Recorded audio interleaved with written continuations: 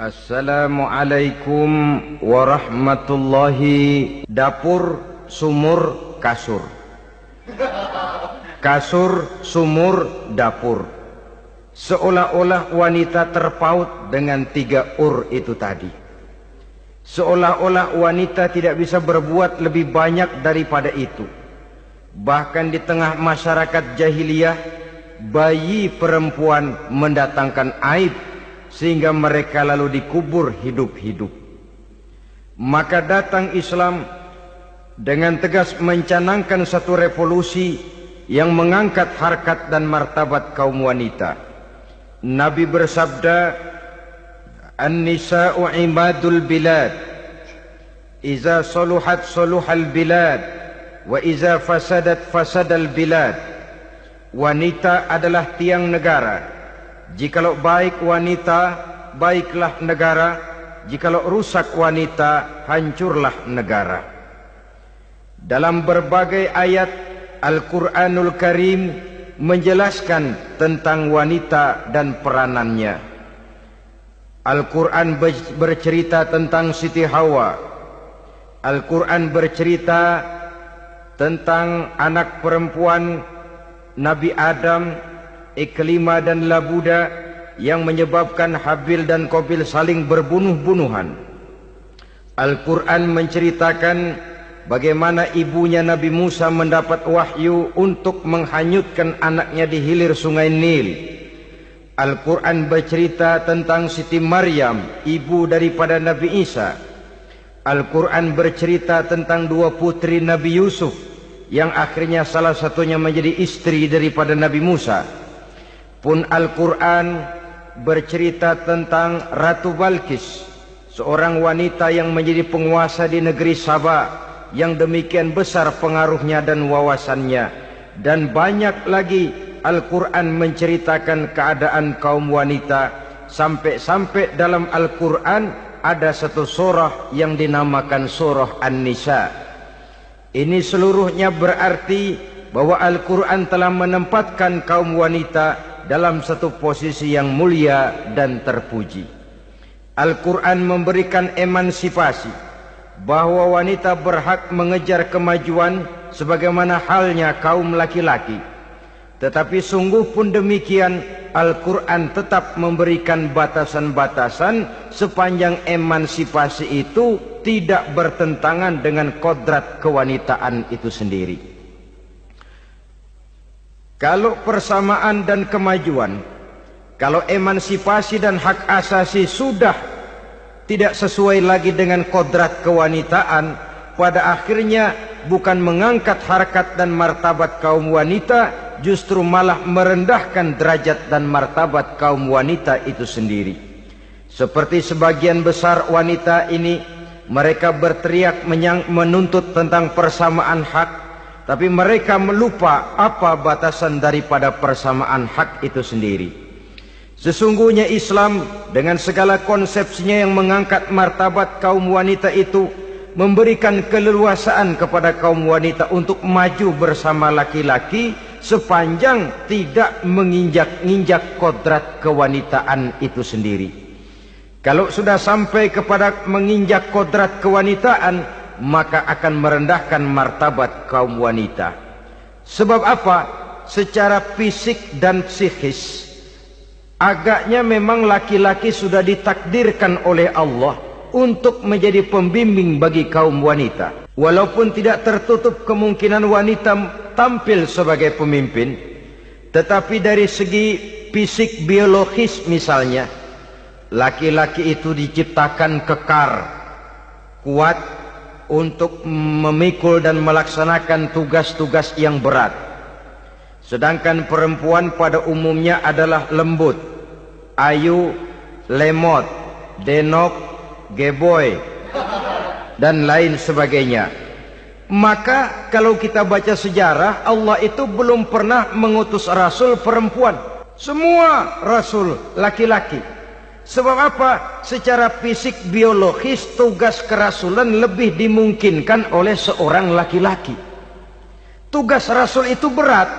Kadang-kadang perang, dicaci maki, berhadapan dengan ujung tombak, ujung pedang dan lain sebagainya. Makanya seluruh rasul laki-laki, dan Allah belum pernah mengutus rasul perempuan. Dari segi lain, perempuan itu banyak terhalang untuk melaksanakan ajaran agama. Misalnya 1 minggu dalam sebulan perempuan itu terkena cuti khusus, mengalami masa menstruasi, tidak sholat, tidak puasa, tidak melaksanakan ajaran agama yang tidak dibolehkan pada saat menstruasi itu. Kalau ada rasul perempuan, lalu saat malaikat akan menyampaikan wahyu, kebetulan rasulnya sedang wah, itu bisa balik-balik lagi malaikat Jibril ke langit itu. Mau turun nyampein wahyu, balik lagi ke atas, ditegur, kenapa balik lagi Jibril? Rasulnya lagi head.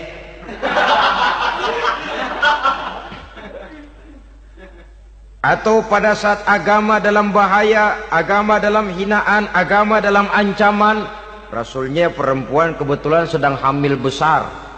Apa lalu perang ditunda? Pengumuman perang ditunda saja sampai rasul melahirkan. Tentu lebih tidak mungkin lagi. Secara fisik biologis, laki-laki lebih memungkinkan untuk melaksanakan tugas kerasulan ini. Maka seluruh rasul yang diutus Allah adalah laki-laki.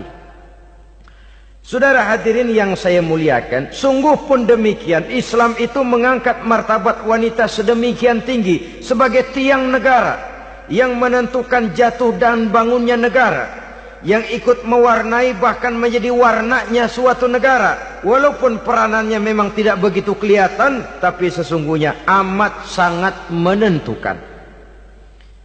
Oleh karenanya, secara umum, emansipasi yang digariskan oleh Islam, emansipasi yang tidak bertentangan dengan kodrat kewanitaan di berbagai aspek kehidupan. Kalau sekarang emansipasi ini kelihatannya sudah salah pasang, salah kaprah.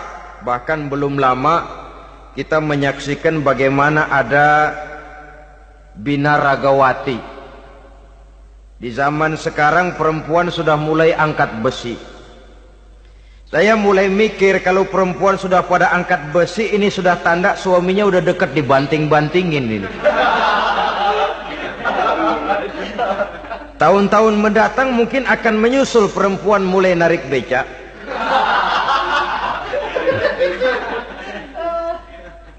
Nampaknya kan sudah tidak lagi mengindahkan kodratnya sebagai wanita. Ada olahraga yang hanya pantas dikerjakan oleh laki-laki. Oleh karena itu pada kesempatan ini kita akan mencoba melihat peranan wanita dari berbagai dimensinya. Yang pertama, peranan wanita sebagai istri. Adalah Rasul memilih istri pertamanya Sayyidatuna Khadijah radhiyallahu anha. Kalau pilihan utama beliau pertama kali nikah dengan Siti Khadijah, jelas itu pilihannya bukan karena kecantikan.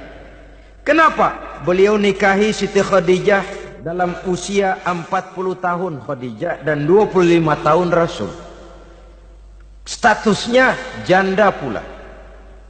Kalau beliau seorang pemburu kembang, pemburu bunga, kenapa mesti nikah dengan janda berumur 40 tahun?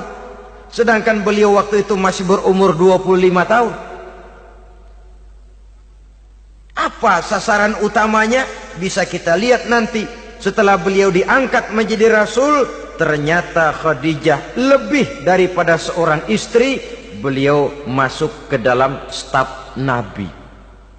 Orang lain beliau belum beriman, beliau malah beriman lebih dahulu sebagai perempuan pertama yang masuk Islam.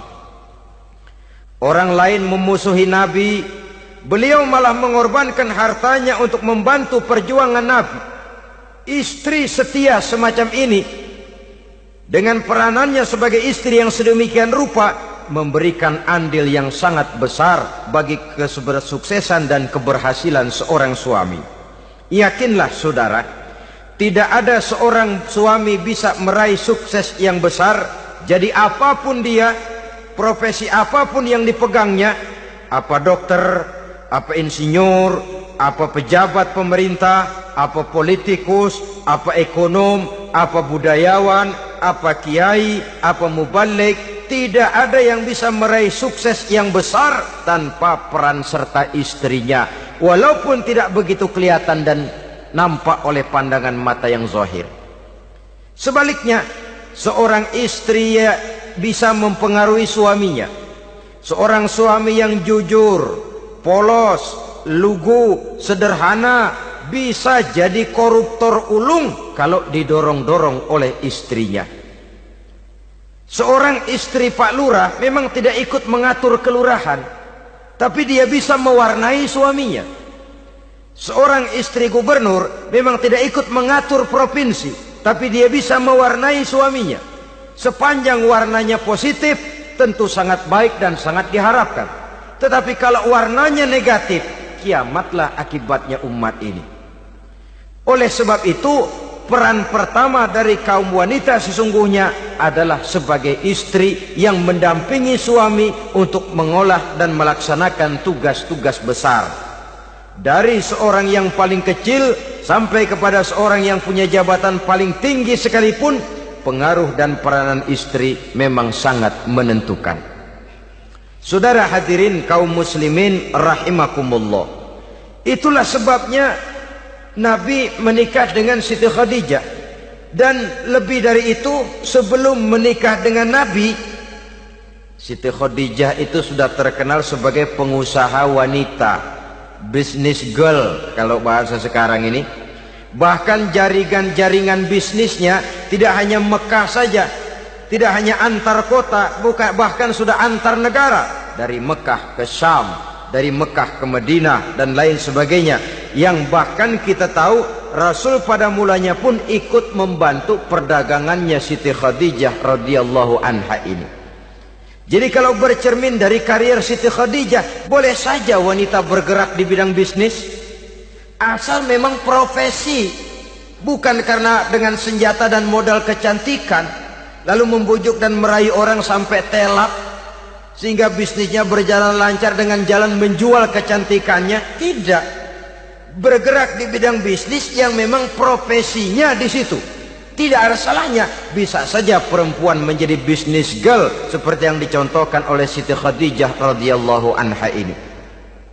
Sebab itu, kontes-kontesan yang hanya bertitik kepada rupa yang ayu saja, rupa yang cantik saja, sesungguhnya bukan hanya tidak bermanfaat, tapi saya pikir juga sangat tidak mendidik. Yang mengajar anak-anak remaja putri kita untuk berlomba-lomba hidup dalam kepalsuan. Alis mata palsu, hidung pesek dimancungin, palsu, operasi plastik. Alis matanya dikerik, bikin yang palsu. Tai lalat lagi bikin yang palsu. Gincu bibir dimerahin, palsu. Seluruhnya hidup dalam kepalsuan. Akan lebih baik kalau kita ini misalnya mengadakan kontes yang menitik beratkan kepada ketinggian IQ, kecerdasan, kemampuan, skill, keahlian dan kemampuan. Tidak hanya dititik beratkan kepada rupa yang ayu dan cantik semata-mata. Sebab di samping manfaatnya diragukan, juga sangat tidak mendidik buat generasi yang akan datang. Terutama ibu-ibu, peran utama wanita sesungguhnya adalah sebagai istri mendampingi suami dalam melaksanakan tugas-tugas besar. Satu hari, serombongan ibu-ibu pernah datang menghadap Rasul mengajukan satu resolusi, protes kalau bahasa kita sekarang. Ya Rasul, ada apa bu? Kalau laki-laki sih enak. Enak bagaimana? Iya, kalau orang laki-laki sholat, perempuan sholat. Laki-laki puasa, perempuan puasa. Laki-laki pergi haji, perempuan pergi haji. Laki-laki menuntut ilmu, perempuan bisa menuntut ilmu. Tapi kalau laki-laki pergi jihad, perang membela agama, kami perempuan tidak bisa ikut jihad perang di medan pertempuran. Padahal pahala jihad sangat besar. dan kami ingin mendapat pahala jihad. Tidak adil kalau begini ya Rasul, izinkan kami pergi jihad. Ini perempuan di zaman Rasul. Kalau ada kebaikan tidak bisa ikut, rasanya rugi bukan main, lalu protes. Apa jawab Rasul? Beliau senyum. Ibu-ibu jangan khawatir. Walaupun ibu-ibu tidak maju ke medan perang, ada ibadah yang pahalanya sama dengan pahala jihad itu. Apa ya Rasul? Beliau menjawab, jihadukunna fi baitikunna. Jihadnya ibu-ibu, jihadnya kaum wanita adalah di rumah tangganya sebagai istri. Memasak makanan suaminya, mencuci pakaian istrinya, mengasuh, merawat dan membesarkan anak-anaknya, itu seluruhnya bagian daripada ibadah yang pahalanya tidak kurang dengan pahala jihad. Kenapa? Al-Quran itu memberikan sesuatu sesuai dengan kedudukannya. Kalau perempuan pergi perang jihad membela agama, musuhnya laki semua, kayak apa perangnya? Itu musuhnya bisa nggak mau pakai pedang, perangnya udah gulat aja udah. Sehingga Rasul lalu memberikan satu jalan keluar yang membuat wanita-wanita itu lega. Jihadukunna fi baitikunna. Ibu-ibu sih tidak usah khawatir, jihad ibu adalah di rumah tangga ibu-ibu semua. Sejak bangun tidur sampai tidur kembali, nyaris kaum ibu itu 24 jam pekerjaannya. Sebagai istri, dia melaksanakan jihad di rumah tangganya. Peranan wanita yang pertama adalah sebagai istri, yang walaupun tidak kelihatan dan menonjol seperti halnya laki-laki, tapi sangat mewarnai, bahkan menjadi warna dari tugas apapun yang dihadapi oleh suaminya. Dulu ada seorang orator, kalau pidato hebat bukan main. Kalau dia bernada gembira, semua orang senyum. Kalau dia bercerita tentang sesuatu yang sedih, satu masjid orang nangis. Orang tanya kepadanya, Pak, bisa pidato begitu hebat, siapa yang bikin? Ya saya sendiri. Istrinya dari belakang bilang, tidak, yang bikin pidatonya hebat saya. Kata suaminya, mana bisa, saya, kata istrinya.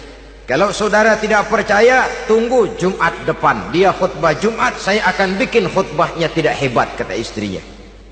Sudah hari Rebo, siap-siap mau bikin konsep khutbah, baru mau nulis, datang istrinya, Bang, tolong pegangin anak, saya mau ke warung. Mau bikin konsep lagi, kata istrinya, Bang, tolong ini, tolong itu, tolong ini. Sampai mau berangkat khutbah Jumat, khutbah belum selesai dibikin. Begitu naik mimbar, kehabisan bahan. Sudah 10 menit masih ama bakdu. Ini yang dengar heran, ini orang kok bicaranya bisa cuma amat sama badu saja. Di situ kelihatan saudara-saudara betapa peran serta istri yang walaupun tidak kelihatan oleh pandangan mata yang zahir, tapi teramat sangat menentukan. Sekali lagi, tidak ada seorang suami bisa sukses jadi apapun dia tanpa peran serta istrinya di rumah. Tidak ada kemajuan yang bisa diperoleh kalau tidak karena peran serta istrinya di rumah. Tidak ada kesuksesan yang bisa diraih tanpa keikutsertaan daripada istrinya di rumah. Walaupun suaminya yang dikenal orang, suaminya yang dipuji orang, suaminya yang disanjung orang, bagian besar tetaplah saham dan andil daripada istrinya yang di rumah itu. Ini makna an-nisa imadul bilad. Wanita adalah tiang negara. Jikalau baik wanita, baik negara. Jikalau rusak wanita, hancur negara.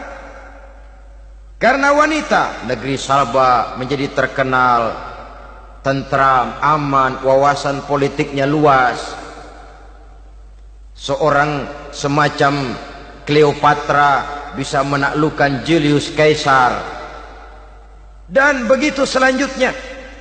Banyak cerita-cerita betapa wanita yang berperan di belakang layar ini bahkan bisa menggoyangkan negara. Bahkan yang paling dekat saja contoh dengan kita, Senator Gary Hart. Saudara masih dengar tentu itu. Betapa harus terpaksa mengundurkan diri dari pencalonan presiden Amerika karena kasusnya dengan Donna Rice itu, dengan hostess itu. Betapa di sini seorang perempuan atau seorang wanita sanggup membongkar seseorang yang punya masa depan ceria untuk menuju kursi kepresidenan dari suatu negara adidaya seperti Amerika, bisa gagal berantakan karena skandalnya itu. Apa penyebabnya? Wanita. Tapi wanita juga bisa menyebabkan menjadi cambuk majunya laki-laki. Wanita juga bisa menghancurkan dan mengubur laki-laki. Saudara hadirin yang saya muliakan, ia memang kelihatannya makhluk yang lemah, tapi di balik kelemahannya itu sesungguhnya dia bisa menelan laki-laki yang bagaimanapun besarnya. Saudara-saudara kaum muslimin rahimakumullah, terutama ibu-ibu yang saya hormati, jadi peranan yang pertama wanita sebagai seorang istri. Yang kedua, wanita sebagai ibu. Ini juga sangat besar pengaruhnya dalam membentuk generasi masa yang akan datang. Bapak, oleh karena kesibukan tugasnya, tentu lebih banyak di luar rumah. Yang nyaris 24 jam di rumah itu ibu.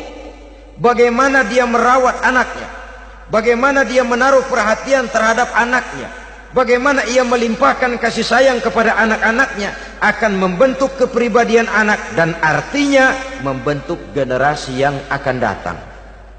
Kalau seorang ibu sudah cuek-cuek saja kepada anaknya, padahal Quran mengatakan al-jannatu tahta aqdamil ummahat, surga di bawah telapak kaki ibu. Hadis ini bisa kita artikan macam-macam. Pertama, anak tidak akan mendapat kebahagiaan tanpa ridho daripada ibunya.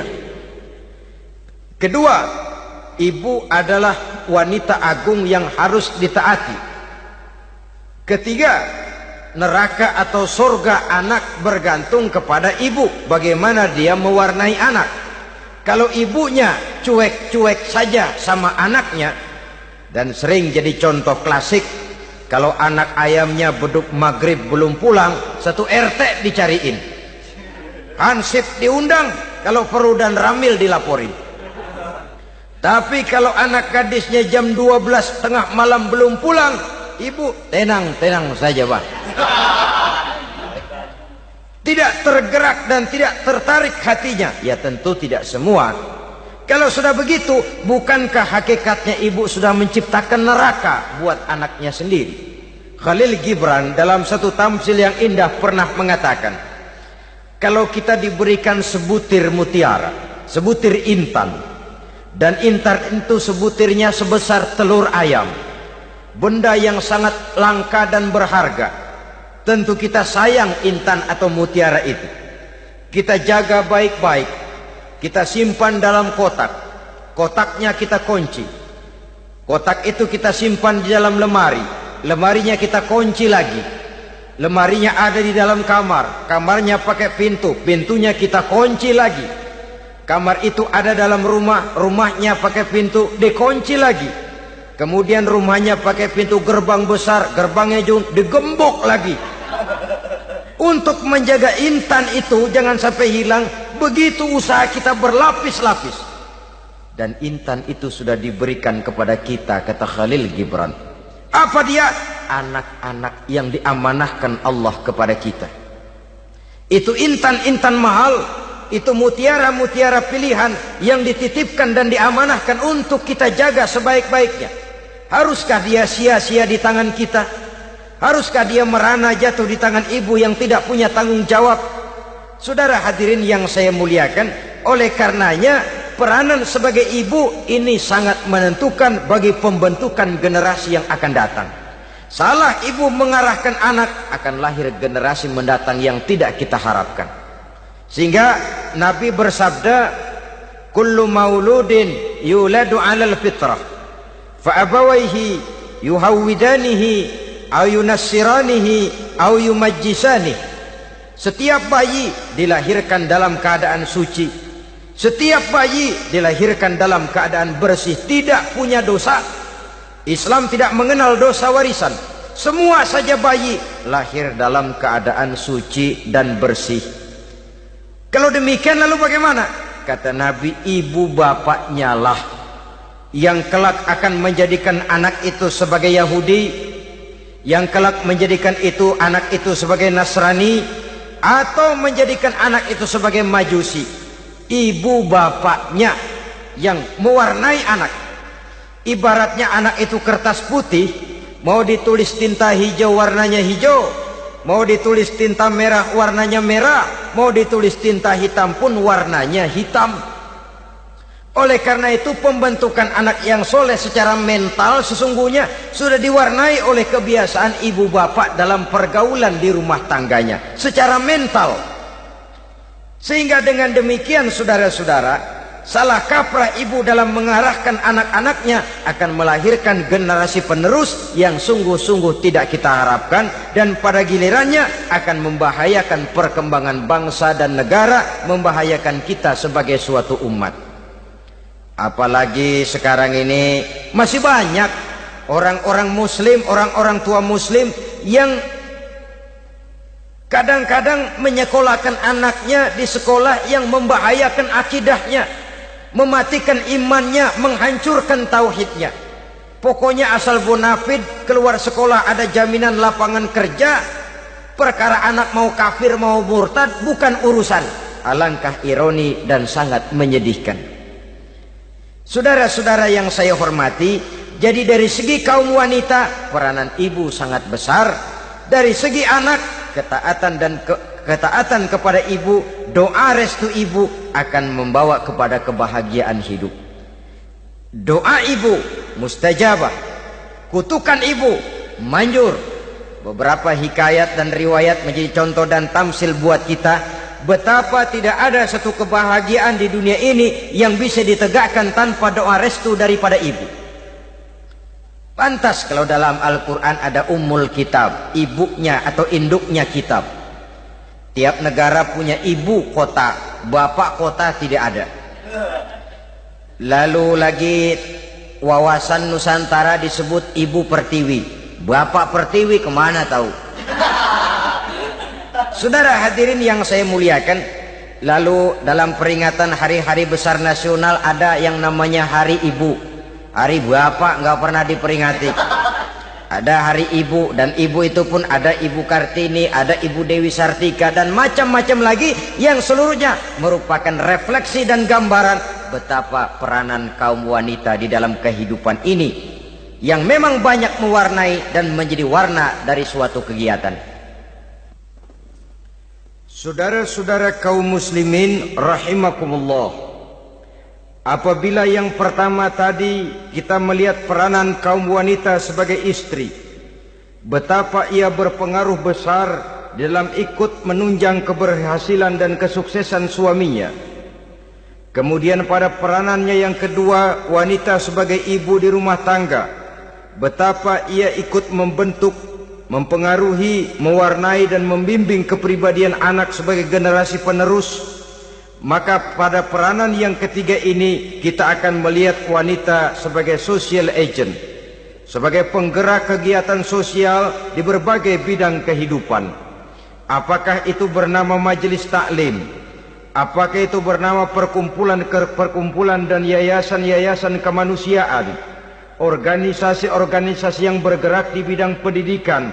Bahkan di zaman sekarang bukan hanya menjadi penggerak sosial, bahkan sudah banyak kaum wanita yang menggerakkan satu bangsa. Dunia mengenal Margaret Thatcher, dunia mengenal Indira Gandhi, dunia mengenal Bandara Naike, dunia mengenal Corazon Aquino, dunia mengenal Golda Meir dulu itu dari Israel. Dunia mengenal Imelda Marcos yang ambisius, tapi yang kemudian melangkah kepada jalan yang negatif dari tujuan semula.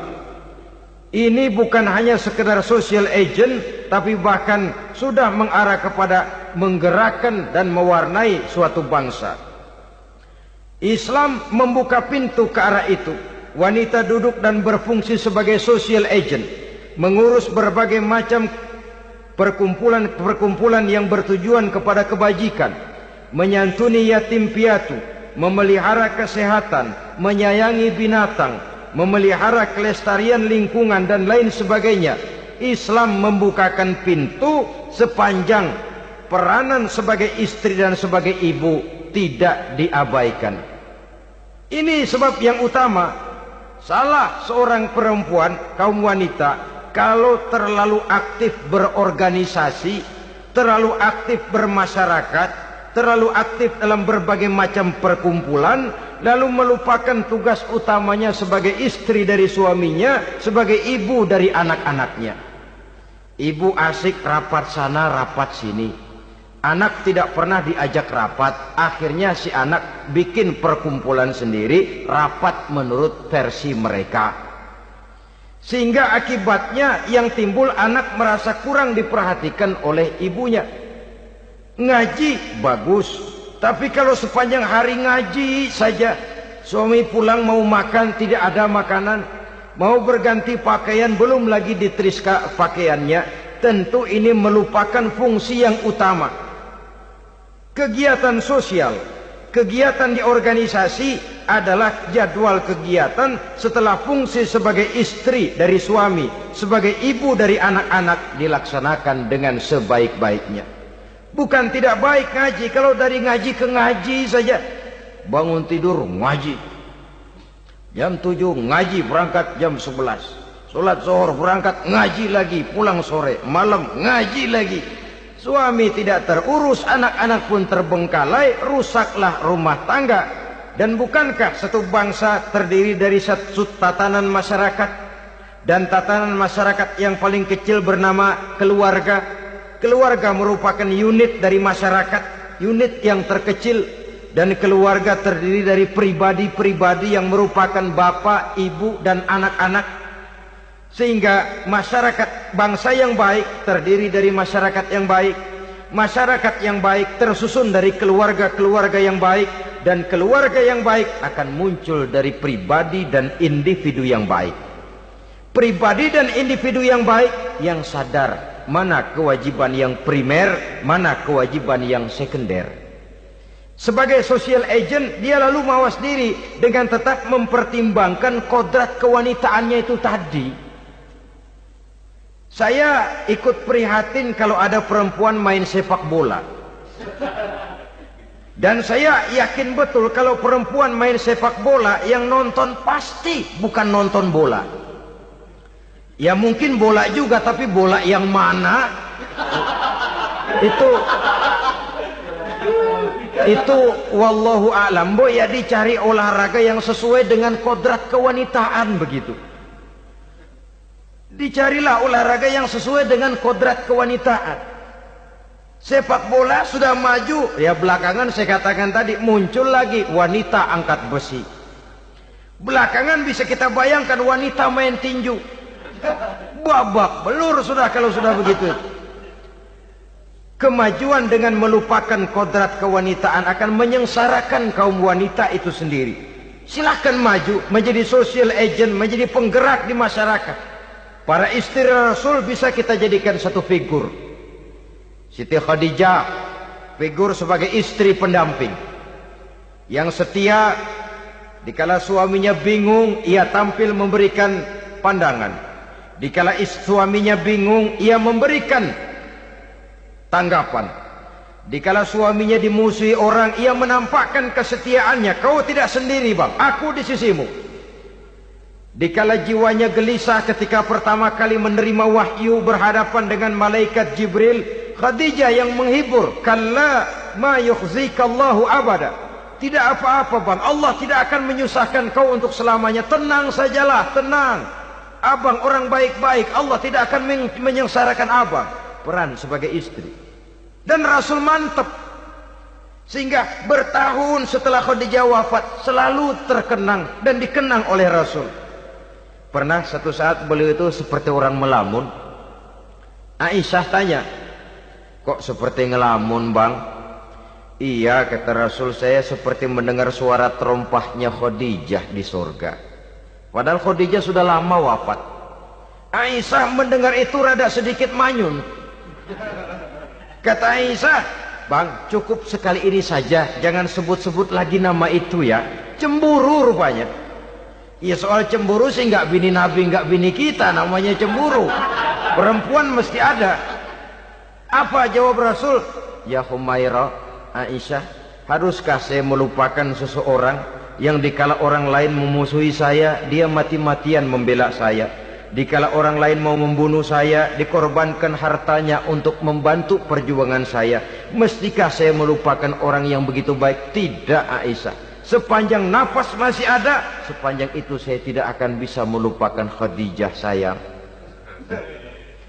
Peran sebagai istri Khadijah ini, peran sebagai istri.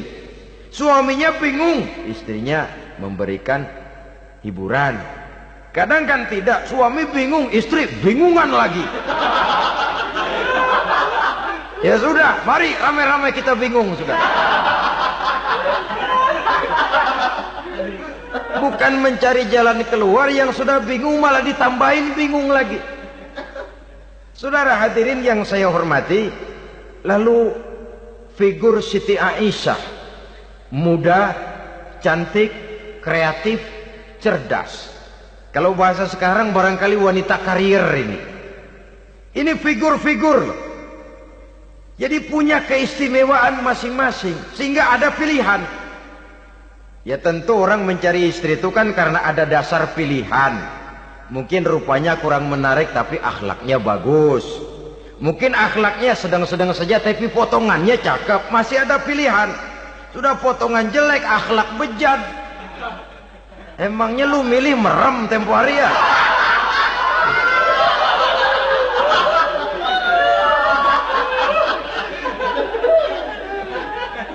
Sudah nggak ada pilihan apa-apa. Lalu ada istri yang punya keistimewaan karena sifatnya yang sabar. Ada yang wataknya itu pemurah. Ada yang sifatnya itu belas kasih. Pendeknya, dari istri-istri Rasul kita bisa menemukan figur-figur wanita teladan. Sehingga keliru kalau kaum orientalis barat mengatakan Rasulullah itu katanya sesungguhnya adalah seorang seks maniak. Istrinya banyak. Oh, ini memang bajingan ini orientalis ini. Kalau Rasulullah itu seorang seks maniak, tentu yang dinikahinya itu pertama jelas gadis semua, yang kedua tentu cantik-cantik semua. Dari istri-istri beliau yang dikawininya dalam keadaan gadis cuma Siti Aisyah. Selebihnya janda. Apa pertimbangannya? Menyantuni yatim-yatimnya, mengayomi janda-janda yang ditinggal suaminya gugur di medan perang, untuk memperkuat keimanannya. Itu pilihan utama Rasul. Kita sekarang ini ya ngakunya sih ikut sunnah Rasul, cuma sunnahnya urusan kawin melulu. Ada duit sedikit, kawin maning, kawin maning. Ditanya orang kenapa kawin melulu, sih mas sunnah Rasul. Bukan main. Kalau sudah urusan kawin pahlawan betul sunnah Rasul. Padahal kawin lagi dalam Islam itu sungguh pun boleh, tapi tidak diperintah. Tidak diperintah, memang cuma boleh. Itu kalau dalam pesawat itu cuma semacam emergency exit lah ya. Yang tidak boleh sembarang waktu bisa dibuka. Kalau memang sanggup berlaku adil, tafadhol. Kalau tidak, satu juga nggak habis. Lagian saya kira perempuan itu kan cuma perbedaan rupa saja, perbedaan selera saja. Seperti singkong dengan sate, bedanya kan cuma di tenggorokan. Kalau sudah masuk ke perut, kenyangnya kan sama. Perempuan cuma berbeda dalam selera, rasanya barangkali ya, barangkali.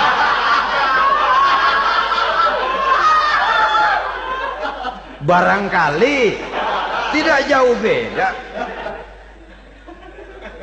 Saudara hadirin, nah Islam ini mengatur. mengatur lewat pintu yang dinamakan nikah itu tadi, sehingga dengan demikian bisa dinikmati secara tenang, tentram. Tidak usah manusia ya, kucing saja. Coba lihat kucing. Kalau ikan dia boleh nyolong, kucing itu boleh curi, makannya nggak tenang kucing. Coba lihat ini. Asal dia nyolong ikan, makannya juga mindik-mindik. Matanya nengok kiri, nengok kanan. Ada sedikit gerusak, kabur. Secara nalurinya kucing tahu kalau ini ikan curian, makannya nggak tenang dia. Tapi kalau ikan kita kasih, kucing anteng, geledek juga nyamber, manteng aja dia.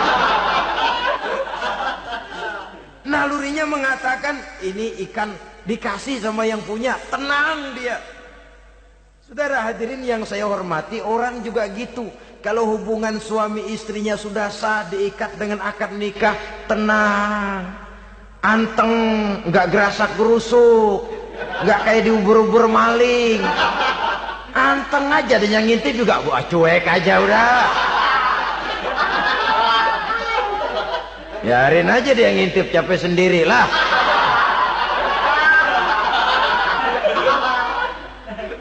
Tapi kalau nyuri-nyuri, coba lihat dah. Mana di kebun banyak nyamuk, Hansip mukul tiang listrik, dia yang bingung. Islam ini sesungguhnya memudahkan jalan, saudara-saudara. Jadi sebagai social agent, wanita bisa melakukan, bisa berperan untuk itu. Apalagi untuk hal-hal yang menyangkut wawasan kemanusiaan, di mana kaum wanita karena emosinya lebih tinggi daripada kaum wanita laki-laki, dia sangat peka terhadap masalah-masalah yang menyangkut kemanusiaan. Hatinya mudah tergugah, perasaannya cepat terenyuh. Dengan penderitaan dia cepat tergugah. Dia bisa menjadi social agent tanpa harus melupakan fungsi utama sebagai istri dan sebagai ibu dari anak-anaknya, sebagai istri dari suaminya.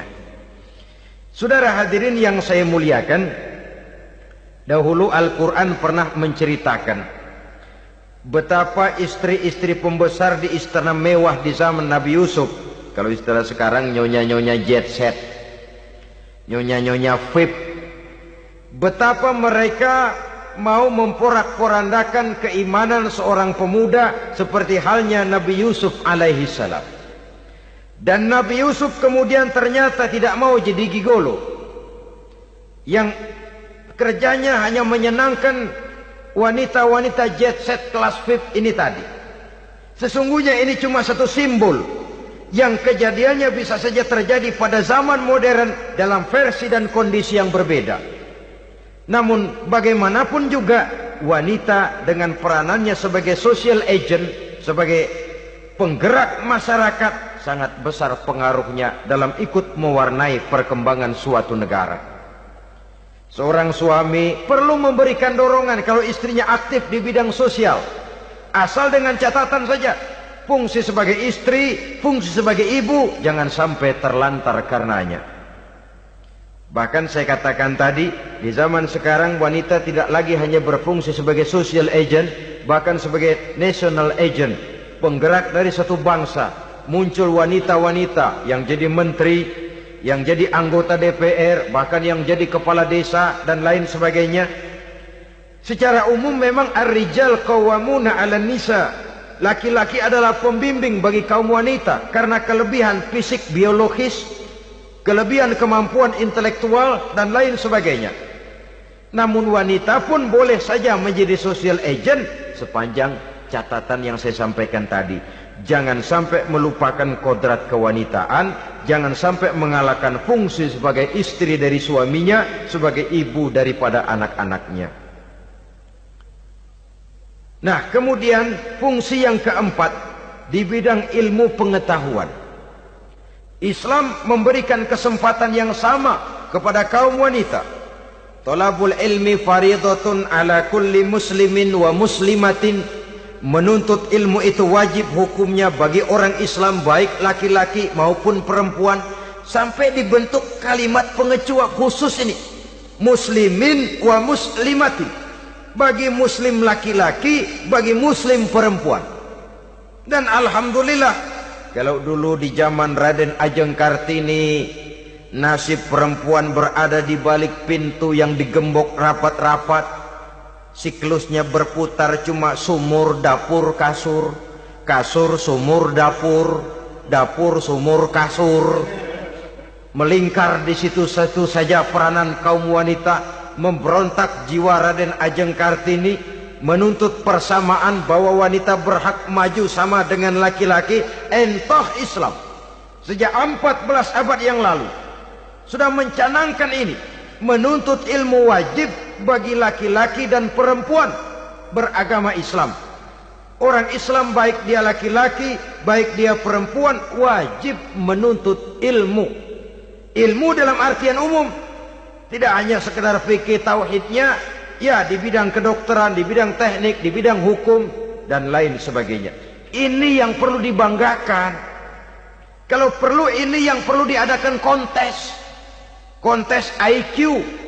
Wanita yang paling berprestasi di bidang ilmiah, wanita yang punya prestasi di bidang menjaga kelestarian lingkungan hidup, wanita yang punya prestasi menggerakkan sosial, menyantuni yatim piatu, memelihara kesehatan. Adakan kontes macam itu untuk mendorong.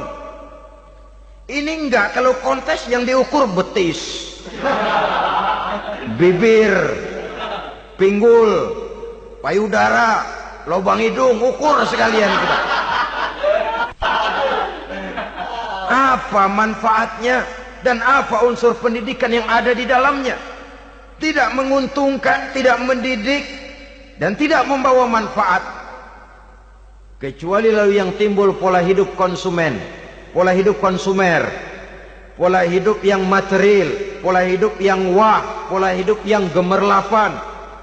Ya, kalau oleh anak-anak muda yang terjangkau, kalau tidak, dia hanyut ditelan mimpinya. Dia ingin bergaya hidup jet set, sementara dia dihadapkan oleh kenyataan bahwa dia tinggal di kampung, ibu bapaknya orang kampung, dan lain sebagainya. Jiwanya berontak, terjadilah kegalauan, terjadilah kerancuan, terjadilah komplikasi, perang di batin antara keinginannya dengan lingkungan nyata yang dihadapinya. Dan kalau sudah ada gejala semacam itu, penyakit-penyakit kejiwaan akan mudah muncul. Ini gejala terutama buat orang-orang yang tinggal di daerah transisi. Kota besar bukan, kampung banget juga enggak. Daerah cekak. Akibatnya gayanya ya sering gaya enggak karu-karuan. Gaya kepalang tanggung jadinya. Saudara hadirin yang saya muliakan, akhirnya apa? Santri tapi lagunya kayak koboi. Koboi tapi sesungguhnya santri. Saudara hadirin yang saya hormati, maka di bidang ilmu pengetahuan wanita mempunyai peranan yang sangat besar. Dia bisa tampil dengan karya-karya ilmiahnya yang membawa manfaat bagi perkembangan agama, bangsa dan negaranya. Majulah kaum wanita dengan ilmu pengetahuan, tuntutlah ilmu seluas-luasnya. Kita hidup di satu negara yang merdeka, kita beragama yang memberikan satu keyakinan bahwa menuntut ilmu merupakan kewajiban, bahwa peranan wanita tidak hanya di belakang dapur, lain sebagainya yang seluruhnya terpantul dari dinamika kehidupan kaum wanita. Saudara-saudara kaum muslimin rahimakumullah. Kemudian yang kelima, peranan wanita dalam bidang agama. Kita bersyukur sekarang ini gejalanya dimanapun pengajian, biasanya lebih ramai pengajian ibu-ibu dari bapak-bapak. Peringatan hari-hari besar keagamaan, biasanya lebih ramai ibu-ibu daripada bapak-bapak. Pengajian, ibu lebih ramai. Padahal kalau bicara sibuk, lebih sibuk ibu daripada bapak misalnya. Kalau sudah pengajian bapak-bapak, biasanya pengajiannya ramai cuma 3 giliran itu. Pembukaan, maulid, penutupan. Kalau sudah yang rutin pengajian tiap minggu, 3 pojok yang ngaji. Yang atu nguap, yang atu pules, yang atu ngiler. Saudara hadirin yang saya muliakan, ada badan kontak majelis taklim yang merupakan wadah daripada kegiatan ibu-ibu. Ada Ittihadul Muballighat, Persatuan Muballighat. Ada Persatuan Para Asatizah.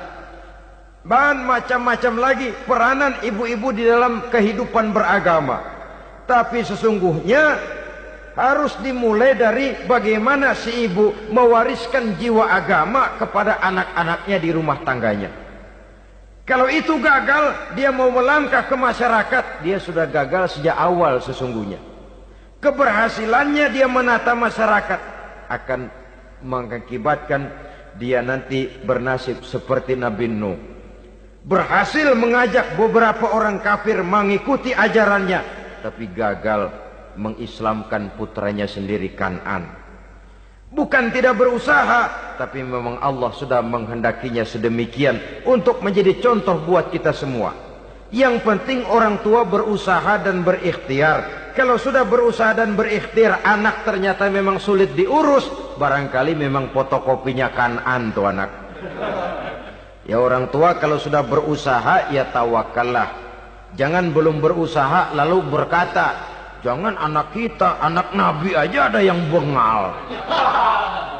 Ngajar tidak mau, mengajar anak tidak mau, mendidik anak tidak mau, lalu mencontoh Nabi, salah kaprah namanya. Kaum wanita bisa berperan di dalam agama. Ketika Rasul hijrah, itu kan beliau tidak langsung ke Madinah. Dari Mekah itu beliau mengambil jalan arah ke kiri menuju Gua Sur. Ini dalam strategi militer punya makna sendiri. Jenderal yang ulung, ahli strategi militer ini. Di Gua Sur sana beliau tinggal 2 hari 3 malam. Siapa yang membawa makanan ke Gua Sur? Siapa yang menjadi kurir untuk mengintai kegiatan-kegiatan Quraisy setelah Nabi berangkat hijrah? Asma, putri Abu Bakar Siddiq radhiyallahu anhu. Jadi kurir, jadi spion, membawa makanan untuk Rasul dan ayahnya di Gua Sur. Ini peranan wanita. Di tengah bahaya, di tengah keadaan posisi terjepit, Rasul di dalam gua, diamatinya keadaan Quraisy, dilaporkannya kepada Rasul. Jasa seorang wanita bernama Asma, putri dari Abu Bakar Siddiq radhiyallahu anhu. Rabi'atul Adawiyah, seorang sayyidah sufiyah, ahli tasawuf yang terkenal dengan ajaran cintanya kepada Tuhan. Dia bisa menjadi tokoh wanita dalam gerakan sufi oleh karena kegiatannya di bidang agama dalam arti mujahadahnya kepada Allah Subhanahu wa taala. Dia korbankan bagian besar daripada hidupnya untuk mengabdi kepada Allah. Setelah suaminya meninggal, seumur hidup dia tidak pernah nikah lagi. Bukan tidak cantik, cantik. Bukan tidak ada yang mau, banyak yang meminang. Bahkan diantaranya termasuk Sufyan Tsauri, seorang tokoh juga. Pernah mencoba meminang beliau. Kata Sufyan, Rabi'ah, bagaimana? Kamu kan janda? Iya. Lalu, saya kan duda. Jadi bagaimana? Daripada kita masing-masing sendiri-sendiri kan lebih baik kita join. Maksud kamu apa? Saya mau meminang kamu. Boleh? Tapi mas kawinnya saya minta engkau jawab 4 pertanyaan saya. Kalau bisa, diri saya seutuhnya saya berikan kepada kamu. Kalau tidak, tidak usah saja. In ajabtani fi 4 masail fa ana laka. Kalau engkau sanggup menjawab 4 pertanyaan saya, seluruh diri saya bulat-bulat saya serahkan kepada kamu. Yang pertama, Sufyan, semua orang kan bakalan mati. Iya. Ya soal mati sih sama, mati. Cuma hakikat mati kan lain-lain. Ada yang matinya itu husnul khatimah. Mati baik di akhirnya. Lagi ngaji, mati. Lagi baca Quran, mati.